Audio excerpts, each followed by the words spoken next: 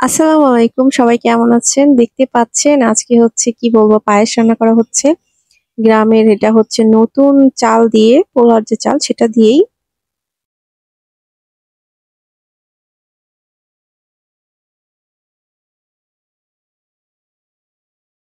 এটা হচ্ছে দেখতে পাচ্ছেন আমাদের জমিতে আরকি, এটা নতুন আরকি পোলাওর চালটা উঠেছে। এই সময় কিন্তু ধান কাটা হয়, তারপর নতুন চাল সবই উঠে বলতে গেলে। যাই হোক, আজকে আরকি এই চাল দিয়ে রান্না করে দেখাবো। এখানে দেখুন অনেকগুলো দুধ নিয়ে নেওয়া হয়েছে, প্রায় ৫-৬ লিটার হবে। এখানে মূলত প্রায় আজকে ২৫ জন কি ৩০ জনের মতো মানুষের পায়েস রান্না করা হবে। গ্রামে আরকি যারা কাজ করে তাদেরকে এটা খাওয়ানো হয় দুপুরবেলা আরকি, তারা এটা খায় পায়েস আর মুড়ি। এটা গ্রামে জানি না, এটা দেয় সবাই আরকি খাওয়ায়।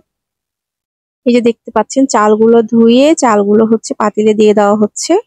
আপনাদের এলাকায় কেমন কি জানি না, আমাদের এলাকায় এখানে এরকমই, যারা আর কি এই যে দিনমজুর থাকে তাদেরকে এরকম খাওয়ানো হয় আর কি। সকালবেলা তারা ভরপেট খাবার খাবে, মানে ভাত খাবে, ভাতের সাথে অন্যান্য যেগুলো তরকারি থাকে সবই খাবে, কিন্তু দুপুরবেলা তাদেরকে পায়েসই দিতে হবে, মানে মিষ্টি মুখ করাতে হয় আর কি।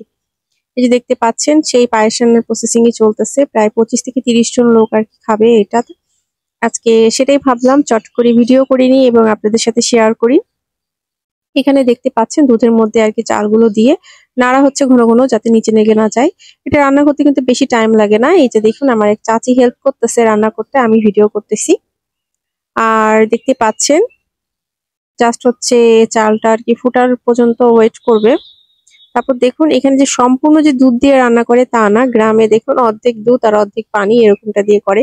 সম্পূর্ণ দুধ দিয়ে করলেও হয়, কিন্তু আমি ম্যাক্সিমাম দেখছি যে অনেক যখন রান্না হয় তখন তারা আর কি পানিটাই দেয় আর কি, এভাবেই রান্না করে। বা এই যে বিভিন্ন গ্রামে অনুষ্ঠানগুলোতেও আমি দেখছি তারা আর কি অর্ধেক দুধ অর্ধেক পানি এভাবেই রান্না করে, সেটাই আর কি দেখাচ্ছি। তারপর দেখুন এই যে চালটা প্রায় ফুটে গিয়েছে, এর মধ্যে এই যে পায়েসের মধ্যে যে মশলাগুলো দেয়, তেজপাতা, এলাচ, দারুচিনি এগুলো দিয়ে দিয়েছে। চালটা প্রায় ফুটে আসতেছে। আর এটা হচ্ছে আজকে খেজুরের গুড়ের হচ্ছে পায়েসটা রান্না করা হবে। খেজুরের গুড়ের পায়েস তো এমনিই মজা, তাই না? চাচি দেখুন আবার খুন্তি দিয়ে নাড়তেছে, মনে হয় নিচে ধরে যাতে না যায় সেই জন্য আরকি। যে যেভাবে রান্না করতে কমফোর্ট আসলে। এই যে দেখুন এটাকে কি বলে জানেন? আমাদের এলাকায় এটাকে ওড়ম বলে। এরকম দেখুন নারিকেল আর বাঁশ দিয়ে এটা বানায়। এটা সাধারণত পায়েস, তারপর অনেক কিছু এগুলো রান্না করতে ব্যবহার করা হয়। দেখুন চালটা কিন্তু ফুটে গেছে। চাল ফুটে গেলে তখন এই যে গুড়টা দিয়ে দিচ্ছে। এটা হচ্ছে খেজুরের গুড়, বাট পাটালি যেটা সেটা শক্ত থাকে সেটা না, এটা হচ্ছে লিকুইডটা। এই যে দেখুন এটা খেজুরের গুড়টা এখানে দিয়ে দিচ্ছে। লিকুইড একদম যে লিকুইড তা না, মোটামুটি নরম। এটা কিনে আনা হয়েছিল। এখানে মনে হয় প্রায় ২ কেজি মতো আরকি খেজুরের গুড় দেওয়া হয়। অনেক পায়েস তো ভিডিওতে অতটা বোঝা যাচ্ছে না, বাট পাতিলটা কিন্তু অনেক বড়। তার জন্য আরকি অনেক পায়েসই রান্না করা হচ্ছে। দেখুন চাচি কিভাবে হাত দিয়ে দিয়ে দিচ্ছে। আপনাদের এলাকায় আরকি কিভাবে কি রান্না করে জানি না। আমাদের এলাকায় গ্রাম বাংলায় এরকম প্রায় করে আরকি। এটা সম্পূর্ণ মানে গ্রামীণ একটা রান্না।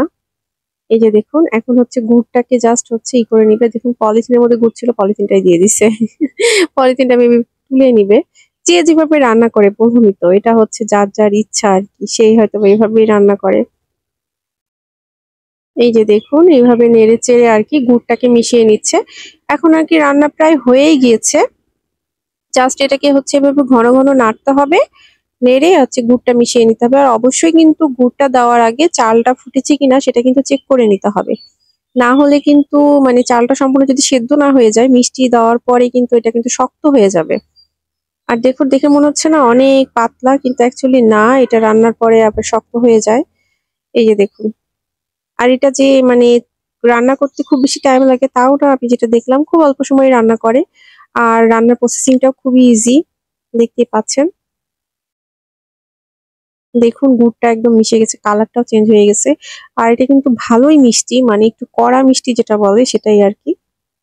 এই তো তৈরি হয়ে গেল গ্রাম বাংলার ঐতিহ্যবাহী খেজুরের গুড়ের পায়েস। এটা প্রায় ৩০ জন লোকের জন্য রান্না করা হয়েছে। ভিডিওটি কেমন লাগলো? ভালো লাগলে অবশ্যই একটি লাইক দিবেন এবং আমার চ্যানেলে সাবস্ক্রাইব করে আমার পাশেই থাকবেন। নতুন নতুন ভিডিও পাওয়ার জন্য অবশ্যই কমেন্টে আপনাদের মূল্যবান মতামত জানাবেন। সবাই ভালো থাকবেন, সুস্থ থাকবেন। আল্লাহ হাফেজ।